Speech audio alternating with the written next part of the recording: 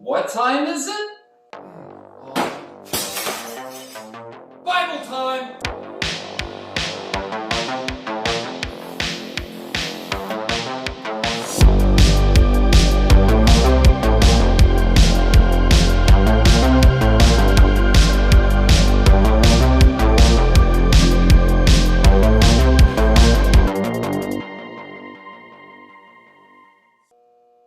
I'm sorry you had to see that.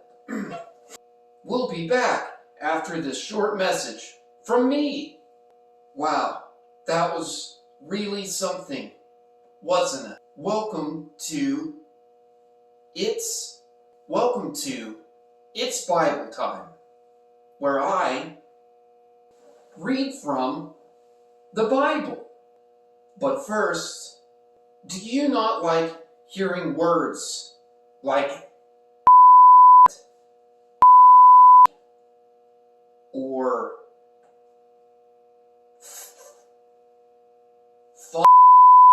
well, with VidAngel, they offer customizable controls.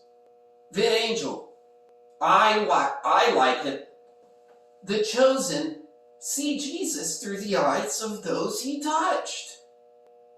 The first multi-series television show about the life of Jesus as well as his disciples.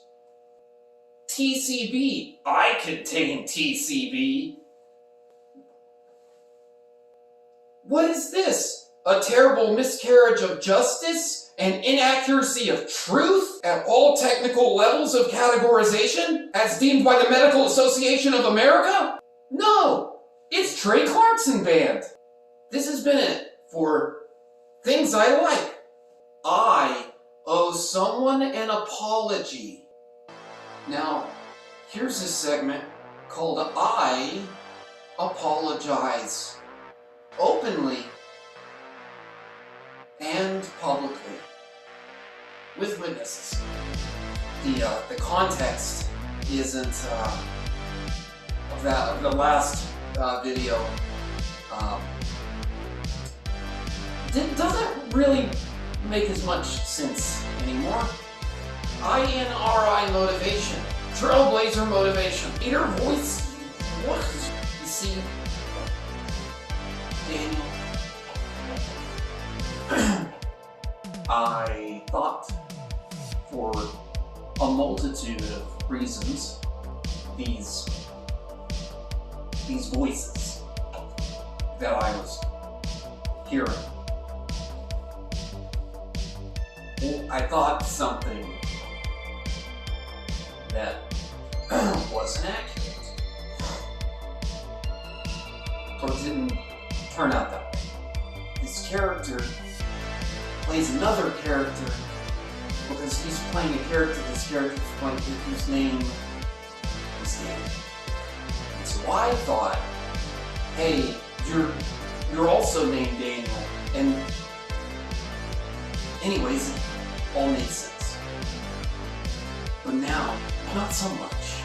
Anyways, I had said some unbecoming things about you. And the truth is, although sometimes you are monotone, the truth is, you don't talk like this. And you're not bored. You, Danny, are a very smart man. And I would like to apologize to you that if anything at all I said offended or hurt your feelings, if in any way I caused you discomfort or hardship, that I apologize. Not just for the things I said, but also for the way things turned out. You see, I know that I was supposed to show up dressed as a king. But I didn't. I thought, no. So I thought, hey, I'm gonna go visit my friends. Let them know that it's all good, that there's no animosity, that hey, we're cool. Like, it's fine. Give them a thumbs up, say good job, because of the bath salt thing. But then my dancing was too much. But it really wasn't that much. Look, okay, so the whole point of all of this, of what I'm saying right now, the reason that I said them is because I'm crazy. It's because of the diagnosis, because I was living in a fantasy. I'm sorry. I'm just crazy. So that's why I said it. I'm apologizing. Please forgive me. Please. Because that forgiveness, that's basically just what we do. Because John 20:23, it's important.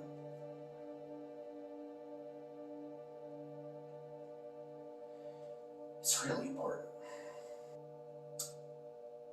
And I'm tired of losing. You want to read the Bible now? Let's do that. Today we are in Matthew 14.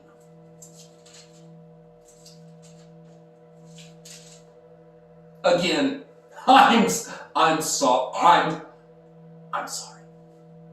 John the Baptist beheaded. At that time, Herod, the Tetrarch, heard the reports about Jesus, and he said to his attendants, "This is John the Baptist. He has risen from the dead. That is why miraculous powers are at work in him." Now, Herod had arrested John and bound him and put him in prison because of Herodias, his brother Philip's wife. For John had been saying to him, "It is not lawful for you to have her." Herod wanted to kill John, but he was afraid of the people, because they had considered John a prophet. Now, on Herod's birthday, the daughter of Herodias danced for the guest and pleased Herod so much that he promised with an oath to give her whatever she asked. Prompted by her mother, she said, "Give me here on a platter the head of John the Baptist."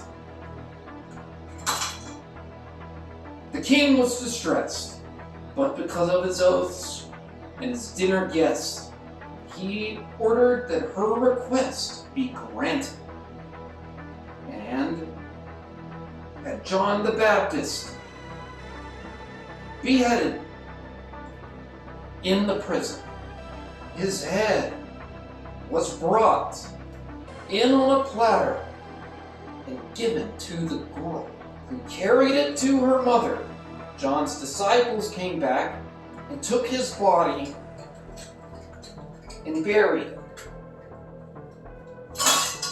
Then they went and told Jesus. Jesus feeds the 5,000. When Jesus heard what had happened, he withdrew by boat privately to a solitary place. Hearing of this, the crowds followed him on foot from the towns. When Jesus landed and saw a large crowd, he had compassion on them and healed their sick. As evening approached, the disciples came to him and said, "This is a remote place, and it's already getting late. So they can go to the villages and buy themselves some food." Jesus replied, "They do not need to go away. You give them something to eat." "We have here only 5 loaves of bread and 2 fish, they answered. "Bring them here to me," he said. And he directed the people to sit down on the grass. Taking the 5 loaves and the 2 fish and looking up to heaven, he gave thanks and broke the loaves. Then he gave them to the disciples, and the disciples gave them to the people. They all ate and were satisfied. And the disciples picked up 12 basketfuls of broken pieces that were left over.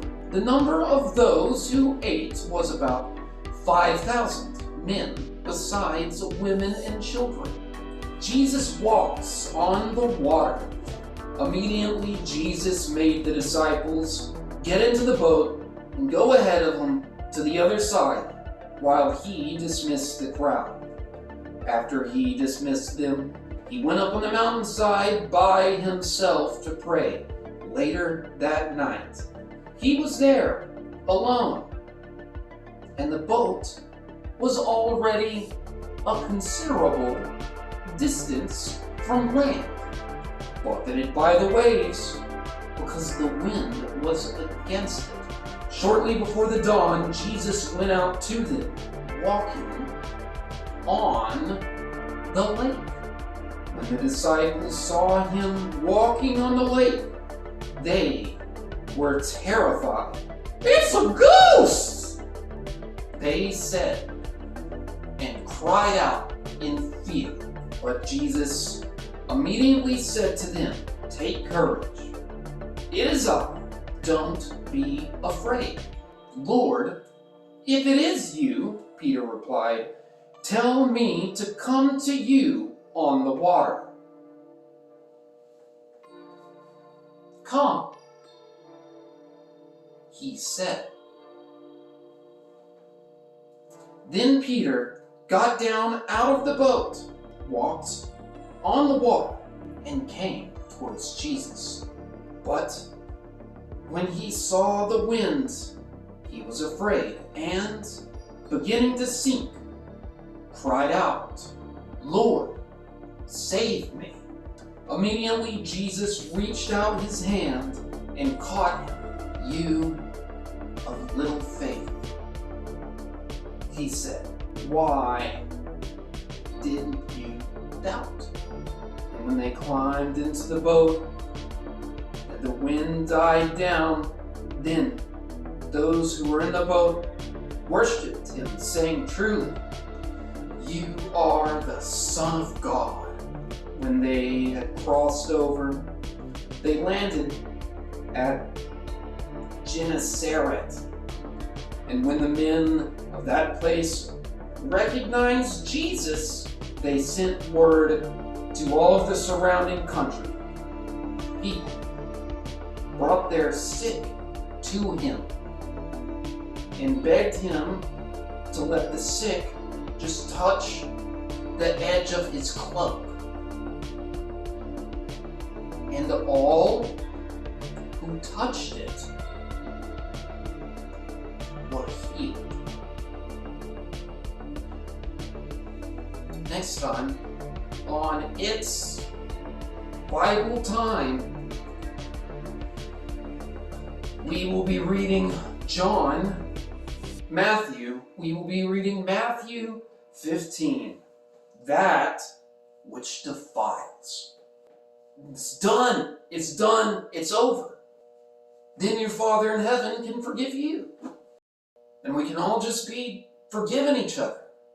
Unless it's something terrible, like murder, or hatred, or something not good. So if you hold anything against anyone, forgive them, so that your Father in heaven can forgive you. And then, and only then, do we prove the power of the cross and that we are covered in the blood and that it works. It's evidence of a miracle. So forgive. That's really important.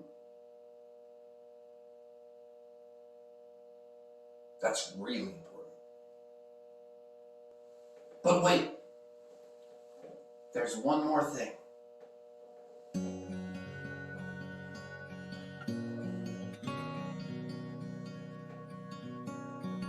You may think that it's the car that you drive, or the dress that you wear, or the lipstick that you own that makes you a man. But that's not true. It's not the car, or the desk, or the dress, or the lipstick that makes you a man. It's the fact that you have male genitalia, that you have a pair of testes, and a penis.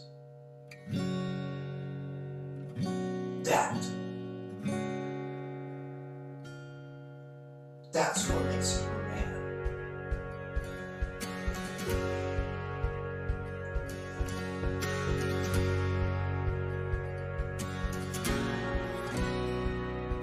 This has been it for today's It's Bible Time.